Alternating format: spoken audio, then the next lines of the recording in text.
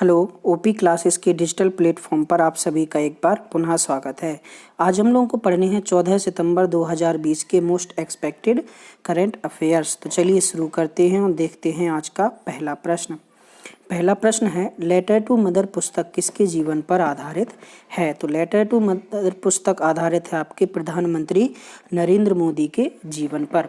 प्रधानमंत्री नरेंद्र मोदी माता को जगत जननी नाम से संबोधित करके पत्र लिखा करते थे। ये पत्र उनकी डायरी में सुरक्षित मिले, जो कि गुजराती भाषा में लिखे गए थे। इन्हीं पत्रों का अंग्रेजी अनुवाद भावना सोमाया ने किया और इसे लेटर टू मदर नाम की पुस्तक से प्रकाशित किया। प्रकाशन का काम हार्पर कॉलिंस नाम के प्रकाशन ने किया है। भावना सोमाया पद्मश्री से सम्मानित हैं। प्रधानमंत्री नरेंद्र मोदी से संबंधित यह कुल 17वीं किताब है, जो कि अमेजन पर आसानी से उपलब्ध है। अमेजन पर इसका मूल्य 269 रुपये रखा गया है। चलिए देखते हैं हमारा आज का दूसरा प्रश्न। दूसरा प्रश्न है, निम्नलिखित में से किसको नोबेल शांति पुरस्कार 2021 के लिए नामित किया गया है? तो हाल ही में अमेरिका के राष्ट्रपति डोनाल्ड ट्रंप को नोबेल शांति पुरस्कार 2021 के लिए नामित किया गया है।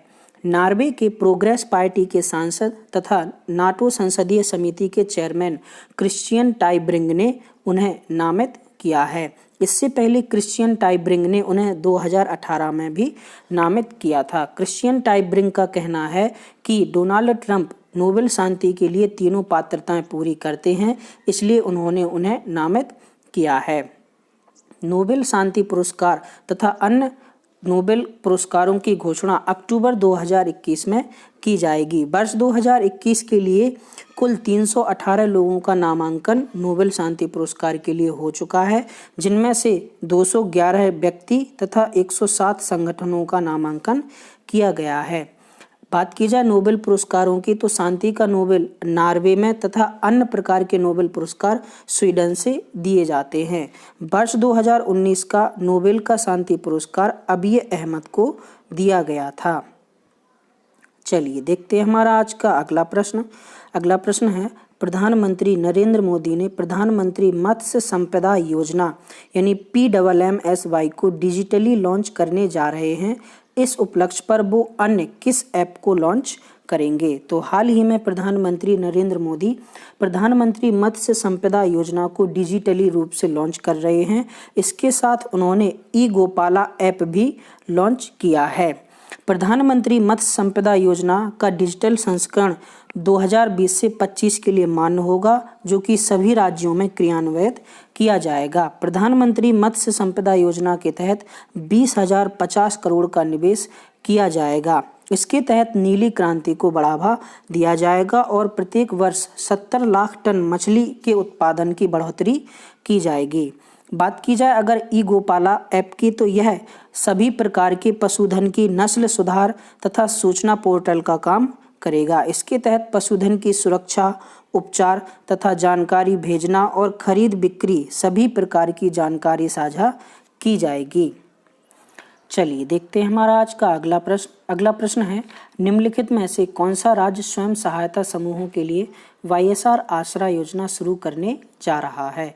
तो हाल ही में आंध्र प्रदेश के मुख्यमंत्री जगन मोहन रेड्डी ने राज्य में स्वयं सहायता समूह की लगभग 90 लाख महिलाओं के लिए YSR आसरा योजना शुरू की है। इसके तहत कुल 4 किस्तों में 27,168 रुपये महिलाओं के लिए सुरक्षित किए गए हैं, जिसके तहत महिलाओं के खाते में 0% ब्याज पर ऋण उपलब्ध कराया जाएगा।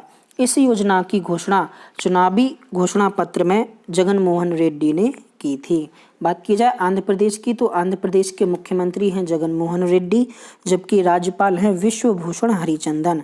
आंध्र प्रदेश का गठन 1 अक्टूबर 1953 को हुआ था।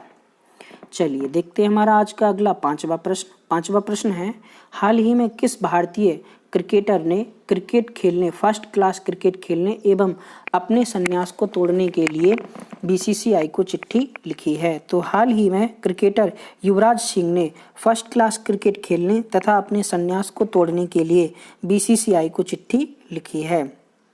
युवराज सिंह ने जून 2019 में सभी प्रकार के क्रिकेट के प्रारूपों से संन्यास लिया था। युवराज सिंह ने 304 वनडे, 40 टेस्ट तथा 58 T20 खेल रखे थे। इसके अलावा वर्ष 2007 में हुए T20 वर्ल्ड कप तथा वर्ष 2011 में हुए ODI वर्ल्ड कप का भी वो हिस्सा रहे थे। वर्ष 2011 के वर्ल्ड कप के लिए उन्हें प्लेयर ऑफ द टूर्नामेंट का खिताब भी मिला था। PCA यानी पंजाब क्रिकेट एसोसिएशन के अनुरोध पर उन्होंने BCCI को संन्यास तोड़ने के लिए चिट्ठी लिखी है। बात की जाए युवराज सिंह के जन्म की, तो इनका जन्म 12 जून 1981 को मोहाली में हुआ था। वर्ष 2000 में उन्होंने ODI में पदार्पण किया। वर्ष 2003 में पहला टेस्ट खेला था, जबकि वर्ष 2007 में उन्होंने पहला T20 खेला था। चलिए देखते हैं हमारा आज का अगला प्रश्न। अगला प्रश्न है, हाल ही में अमेरिकी कंपनी सिल्वर लेक ने रिलायंस रिटेल में कितने फीसदी हिस्सेदारी खरीदी है? तो हाल ही में अमेरिकी कंपनी सिल्वर लेक ने रिलायंस रिटेल में 1.75% हिस्सेदारी खरीदी है। इसके तहत विश्व की सबसे बड़ी tech investor company Silver Lake Reliance में कुल 7500 करोड़ रुपए का निवेश करेगी। हाल ही में रिलायंस ने अपने 10% शेयर की हिस्सेदारी बेचने की बात की थी, जिसके तहत 1.75% हिस्सेदारी सिल्वर लेक ने खरीदी है। चलिए देखते हैं हमारा अगला सातवां प्रश्न है, हाल ही में भारत ने पहली बार किन दो देशों के साथ मिलकर वर्चुअल बैठक का आयोजन किया है? तो हाल ही में भारत ने फ्रांस तथा ऑस्ट्रेलिया के साथ मिलकर वर्चुअल वार्ता का आयोजन किया है। इस वर्चुअल बैठक में भारत की तरफ से विदेश सचिव हर्षवर्धन श्रृंगला, फ्रांस की तरफ से फ्रैंकोई दिलात्रे तथा ऑस्ट्रेलिया की तरफ से फ्रांसिस एडम्सन शामिल हुए थे। इस बैठक का प्रमुख उद्देश्य भारत प्रशांत क्षेत्र में सहयोग बढ़ाना है। चलिए देखते हैं हमारा आज का अगला प्रश्न है, हाल ही में किस बैंक ने जैविक कपास उत्पादकों के लिए सफल नामक एक ऋण योजना शुरू की है? तो हाल ही में स्टेट बैंक ऑफ इंडिया ने जैविक कपास उत्पादकों के लिए सफल नामक एक ऋण योजना शुरू की है। सफल योजना का फुल फॉर्म है safe and fast agriculture loan, जिसके तहत जैविक कपास उगाने के लिए आसान शर्तों पर लोन उपलब्ध कराया जाएगा। इसके तहत SBI का कहना है कि वह ऐसे कपास उत्पादकों को लोन उपलब्ध कराया जिन्होंने इससे पहले कभी भी लोन ना लिया हो। बात की जाए SBI की, तो SBI का गठन 1 जुलाई 1955 को हुआ था। वर्तमान में SBI के चेयरमैन रजनीश कुमार हैं। चलिए देखते हैं हमारा आज का अगला नौवां प्रश्न है, निम्नलिखित में से किस देश ने सोशल मीडिया पर फर्जी सूचना और अफवाह फैलाने के लिए असोल चीनी नाम का अभियान शुरू किया है? तो हाल ही में बांग्लादेश सरकार ने अपने देश में सोशल मीडिया पर फर्जी सूचना और अफवाह फैलाने से लड़ने के लिए असोल चीनी नाम का एक अभियान शुरू किया है। असोल चीनी का अर्थ होता है असली चीनी या रियल शुगर। इसके तहत फर्जी सूचना और अफवाह फैलाने पर अंकुश लगाया जाएगा। बात की जाए बांग्लादेश की, तो बांग्लादेश की राजधानी है ढाका तथा वर्तमान में बांग्लादेश की प्रधानमंत्री शेख हसीना है। बांग्लादेश का गठन 1971 में हुआ था। वर्तमान में बांग्लादेश के राष्ट्रपति अब्दुल हामिद हैं।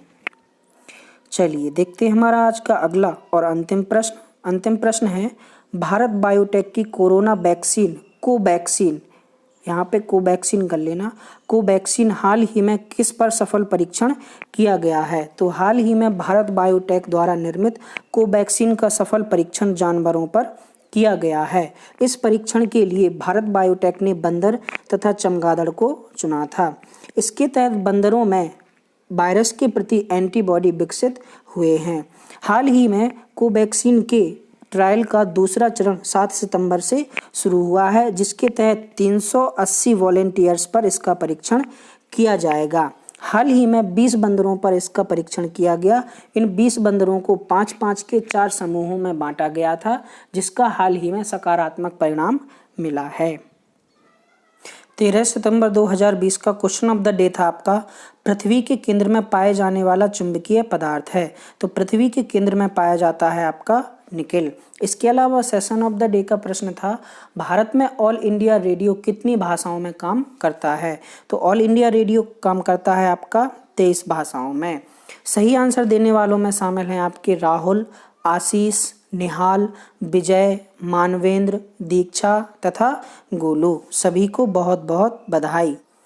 14 सितंबर 2020 का क्वेश्चन ऑफ द डे है आपका, 10वीं सदी का उदयपुर में निर्मित सास बहू का मंदिर किस देव को समर्पित है? श्री कृष्ण भगवान को, श्री राम भगवान को, भगवान विष्णु को या अग्निदेव को? तो आपको अपना उत्तर नीचे कमेंट बॉक्स में कमेंट करके बताना है। इसके अलावा सेशन ऑफ द डे का क्वेश्चन है, लेटर टू द मदर प्रधानमंत्री नरेंद्र मोदी से संबंधित पुस्तक है। इसका गुजराती भाषा से अंग्रेजी भाषा में अनुवाद किसने किया है? दोनों प्रश्नों के जवाब आपको नीचे कमेंट बॉक्स में कमेंट करके बताने हैं। तो ये था आपका 14 सितंबर 2020 का करंट अफेयर्स का सेशन। आज के लिए इतना ही। धन्यवाद।